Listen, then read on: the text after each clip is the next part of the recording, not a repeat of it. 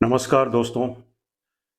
आज उत्तर प्रदेश हिंदी रंगमंच के इतिहास के दूसरे भाग में आप सबका स्वागत है। पिछले एपिसोड में आपने किस तरह से रंगमंच हमारा शुरू होता है, गाथाओं से, ग्रंथों से निकलकर आगे बढ़ता है, आज हम उसके आगे की बात आपसे करेंगे। तो आज की जो बात हम आपसे कर रहे हैं वो है 19वीं सदी के मध्य में आकर किस तरह से रंगमंच अपने परवान पर चढ़ा।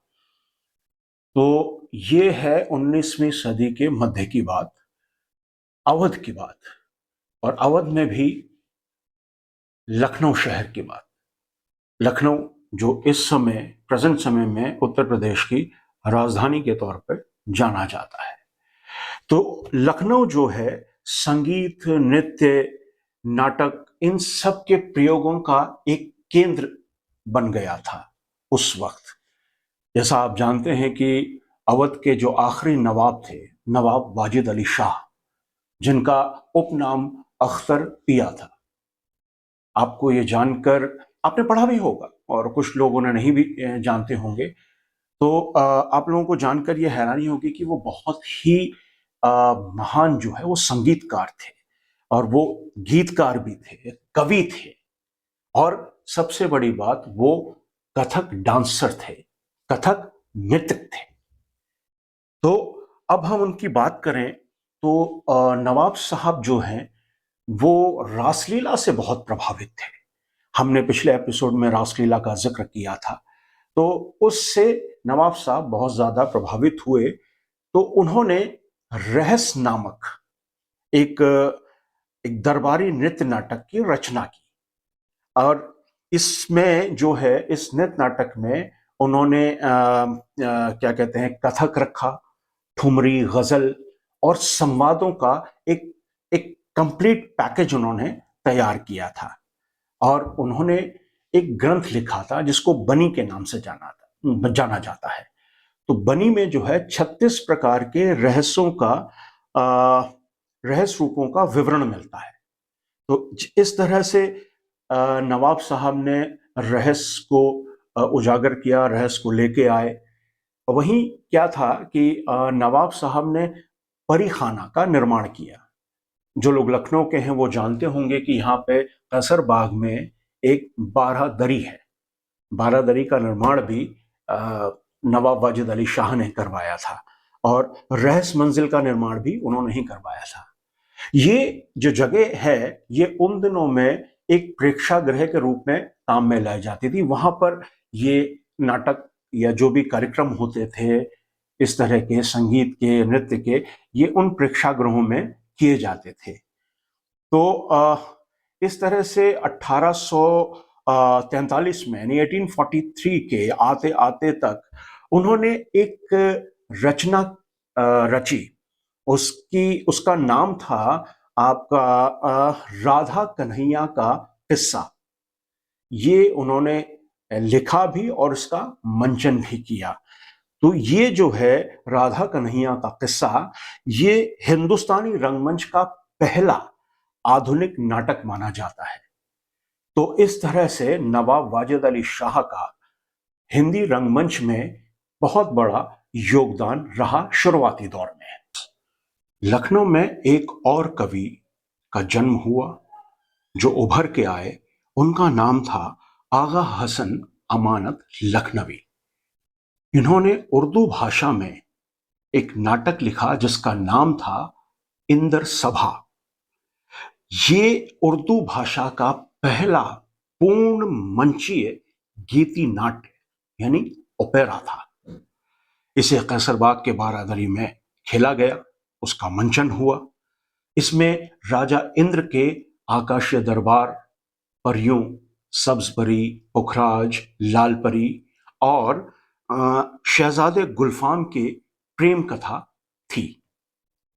ये जो नाटक है ये उर्दू, ब्रजभाषा और अवध के छंदों तथा ठुमरी गजलों से ये नाटक पूरी तरीके से सजा हुआ था। इसका सम्मिश्रण इस नाटक में देखने को मिलता था। बाद के दिनों में पारसी थिएटर कंपनियों ने इस नाटक को पूरे भारत में लोकप्रिय किया और उसके बाद इसकी जो छाप है वो भारतीय सिनेमा पर भी पड़ती है। उसने भारतीय सिनेमा को भी प्रभावित किया।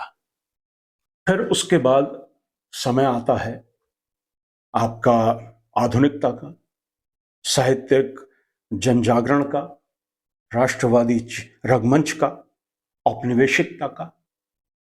और इसमें जो पहला नाम उभर कर आता है वो आता है भारतेंदु हरिश्चंद्र का।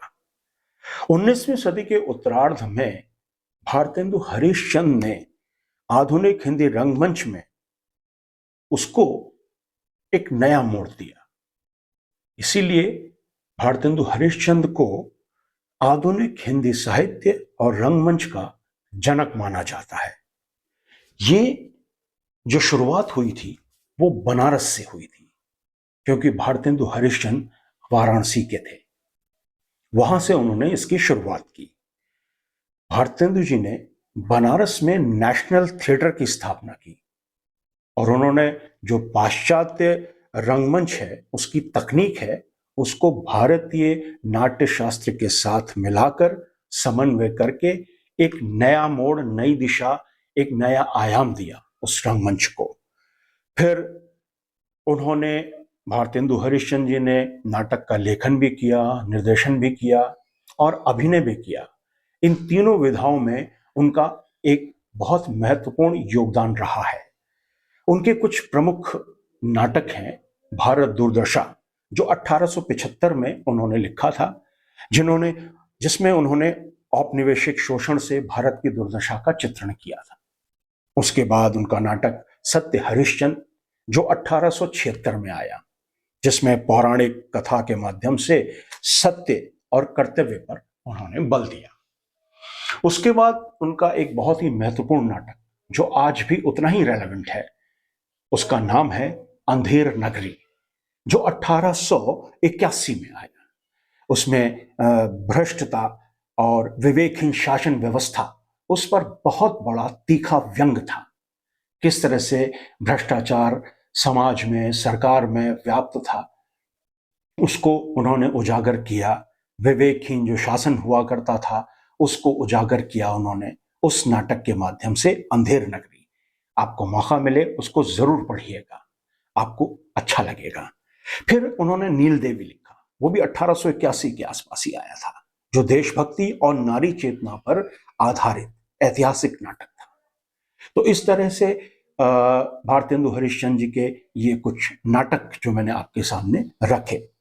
उन्होंने कवि वचन सुधा और हरिश्चंद्र मैगजीन जैसी पत्रिकाओं के माध्यम से नाट्य समीक्षा की और नाट्य सिद्धांतों को बढ़ावा दिया।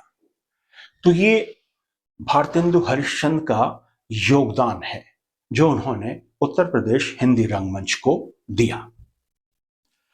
अब दौर आगे बढ़ा। ये बात 1940 के आसपास है, जब उत्तर प्रदेश में रंगमंच साम्राज्य विरोधियों, संघर्ष और सामाजिक क्रांति का सशक्त माध्यम बना।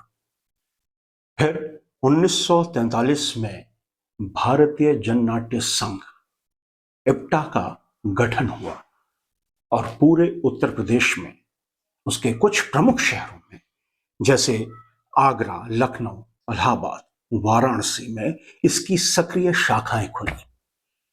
आगरा कल्चरल स्क्वाड जैसे दस्तों के नाटकों ने प्रेक्षागृहों से निकलकर चौराहों में, कारखानों के गेट पर, गांव के मैदानों पर इसका मंचन शुरू किया, इसका परफॉर्मेंस किया। फिर इप्टा, जो भारतीय जननाट्य संघ हुआ करता है, इप्टा, उसके कलाकारों ने नौटंकी, स्वांग, बिरहा जैसे लोक विधाओं का उपयोग कर अकाल, किसान मजदूरों के शोषण और औपनिवेशिक दमन के खिलाफ जन जागरण किया। इसमें कुछ नाम बहुत प्रमुख हैं। शुरुआती दौर में जब इप्टा का गठन हुआ था उसमें कुछ प्रमुख नाम हैं कैफी आजमी, सज्जाद जहीर, हबीब तनवीर और मुद्रा राक्षस और प्रेम धवन।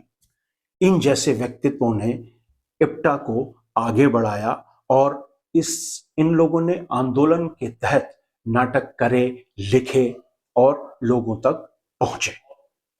1993 के आते आते तक उनकी जो एक पद चिन्ह कबीर सांस्कृतिक यात्रा थी, उसके दौरान लखनऊ के बहुत ही मशहूर कलाकार स्वर्गीय रवि नागर जी द्वारा रचित आजादी गीत नाद इसी परंपरा का प्रतीक है। तो आज के इस दूसरे भाग में इतना ही, बाकी आगे के हिस्से अगले एपिसोड में। तब तक के लिए इजाजत दीजिए। नमस्कार।